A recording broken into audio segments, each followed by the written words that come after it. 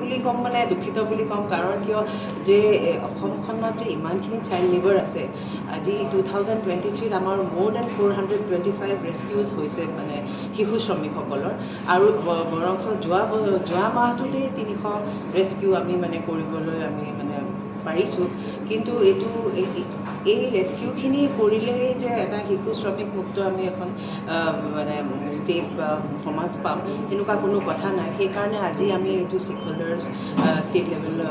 workshop আমি এটা organise কৰিছোঁ সকলো যিখিনি বিভাগ আছে আৰু যিখিনি NGO আছে তেওঁলোকৰ লগত মিলি পেলাই তাৰপিছত আমাৰ মানে লেবাৰ কমিশ্যনাৰেতে আমি মানে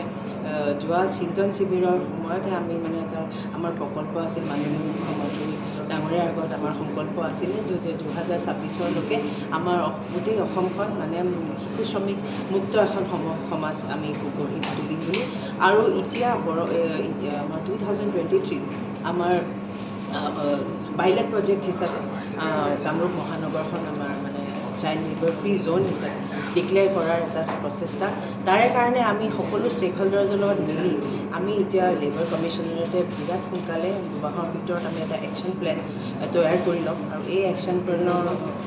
যোগেৰে আমি মানে পাইলট প্ৰজেক্ট আৰম্ভ কৰিম সেইটো কাৰণেই আজি আমি এনেকুৱা ধৰণৰ এখন ৱৰ্কশ্বপ অৰ্গেনাইজ কৰিছোঁ ইয়াৰ পিছতো আৰু ধাৰাবাহিকভাৱে আমি ৱৰ্কশ্বপ মানে আমাৰ ষ্টেক হোল্ডাৰ্ছ মিটিং আমি